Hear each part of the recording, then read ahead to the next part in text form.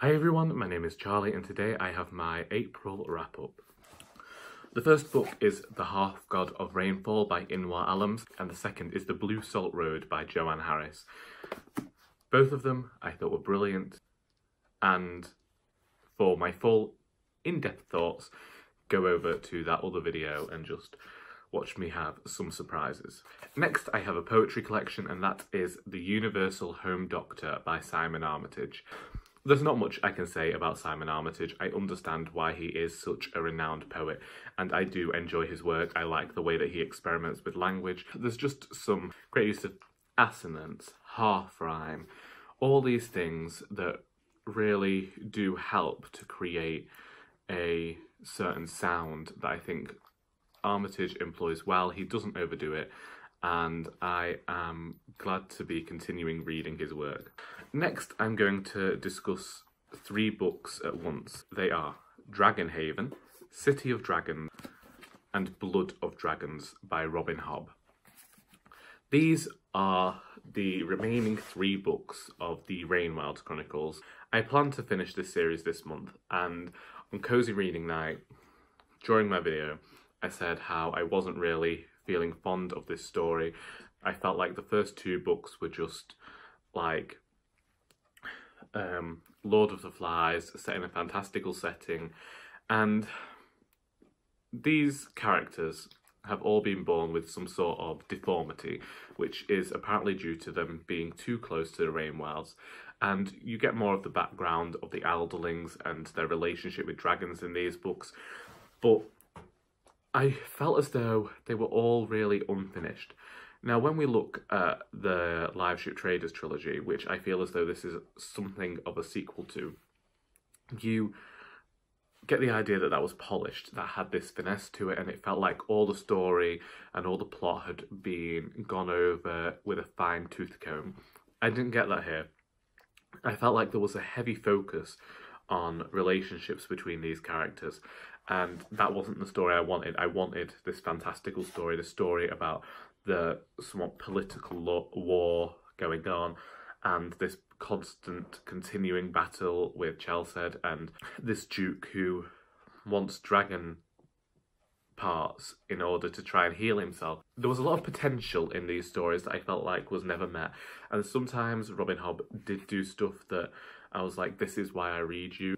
Very quick books to read, but bored me and I didn't care about the characters. At first I thought that Thymara and Alice, the main female protagonists in these stories, would get more agency about them, and it did feel, I think I've heard before that apparently this Hobb wanted to release this as a duology, and I could see that with this and the first book being one book and this being another, but it also felt like they ended in strange places. They didn't really do anything. They do anything climactic. They didn't follow the usual conventions of story.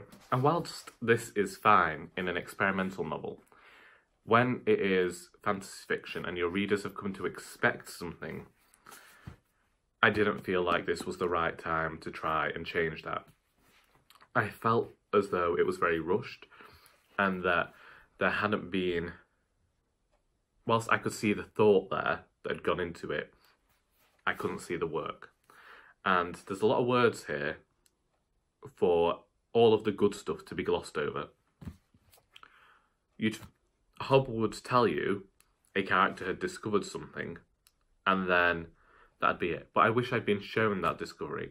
I wish there hadn't been such a focus on these teenage characters making relationships and finding their way in this new world and creating this new world.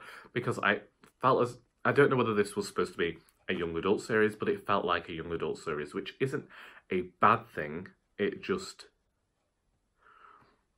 wasn't expected and it wasn't executed to its fullest potential, in my opinion. Next, I read Fool's Assassin, also by Robin Hobb, which is the book 1 in the Fitz and the Fool trilogy. This is the final trilogy, and I've said before that these books reminded me of the first time that I read Harry Potter, and they have this wonder about them that I thoroughly enjoy. And I got that sense of wonder again from the first page of this book. The first 50 pages are basically a prelude to the story, and it covers a lot of time, does this book. But whilst not a lot happens, and the story you're told is going to happen on the back doesn't really get started until the last 100 pages, I didn't mind so much, because I felt like this was Hobb at her best, and I was reminded of the reasons that I got into this series in the first place.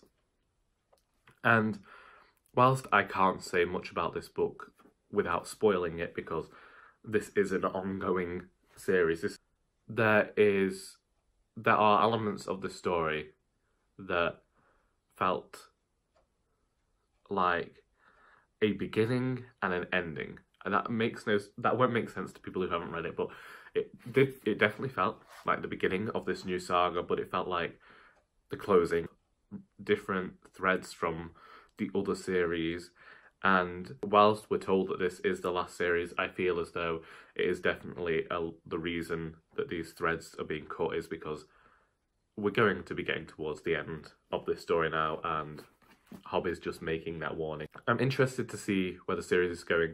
Quite worried about the characters at the moment. We've had a case of the ghost book this week, and that is something I will get to in a second. But basically, I have now lost 2 books that I've read within the last fortnight. So the first, which I'm not very happy to have lost because it's a friend's book, is Wings, Planes and Weather Vanes by Joy Winkler. As many of you will know, Joy Winkler, former Cheshire Poet Laureate, friend of mine, began the writers group that I attend 8 years ago now. And she has consistently released poetry. This is her latest collection, and at her launch, which was a fortnight ago, she said that a lot of poets are releasing themed collections nowadays, so she explicitly didn't. She chose not to release a themed collection, and this is a selection of her poetry from the last few years since Stolen Rowan Berries came out. I think it was maybe 2 or 3 years ago now. And I really enjoyed this collection.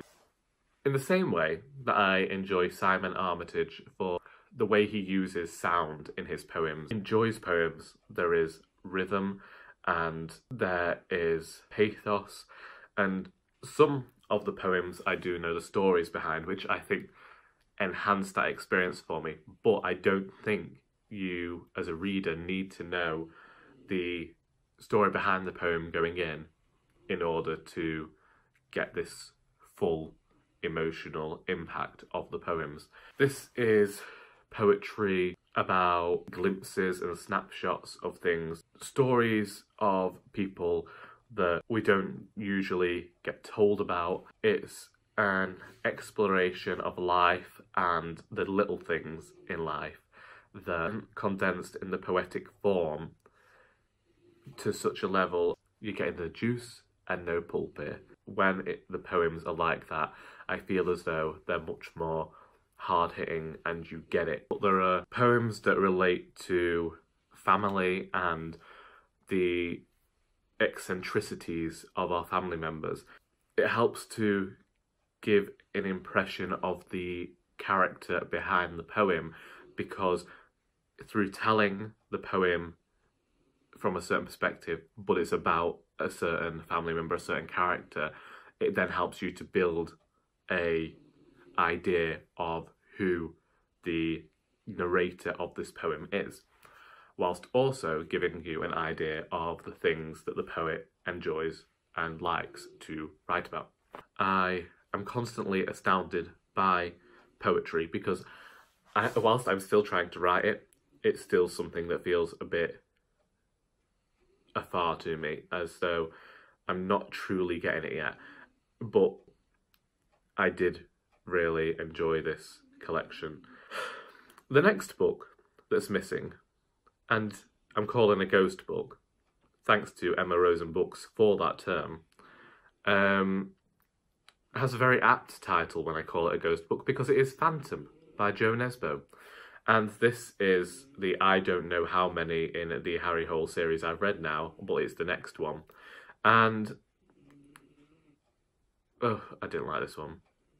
In terms of all the other books in the series and the way they've been going, it felt like we'd got Jo Nesbo's Reichenbach Falls moment with this book. And I've said that with the two previous ones, but definitely with this one. And it's been a gradual thing as each book has had to give more peril to Harry, because that's just the way books go.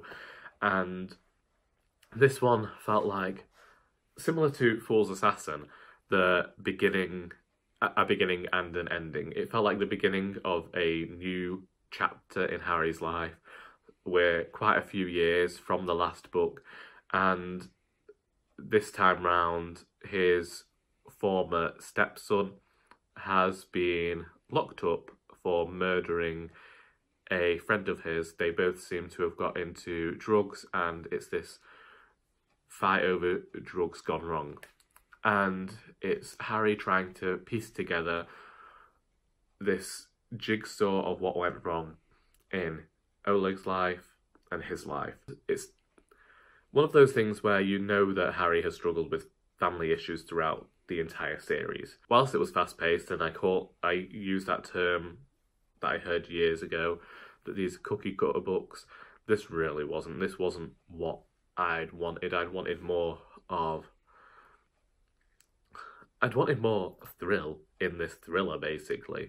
Where I finished it, and I went in search of the next book, because, you know, I'm trying to read 2 a month here.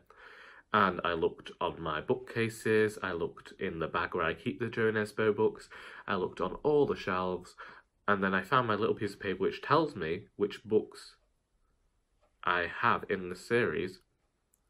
And whilst I thought I owned this, and I was pretty confident that I'd had it in my possession, I never did. And I put this on Twitter, and then Emma of Emma Rosen Books said to me, "Ghost book." And now another 2 books have gone missing. So definitely there is some sort of phantom stealing my books in my house. Anyway, have you enjoyed this new setting today? We're in the living room because it's Sunday and it's supposedly nice and warm outside, so I'm hiding. Also, I've just realised my dog has been snoring throughout this entire video. I hope you haven't heard him too much. Anyway, have you read any of these books? If so, feel free to discuss them in the comments. I hope you enjoyed this video, and until next time, that is all.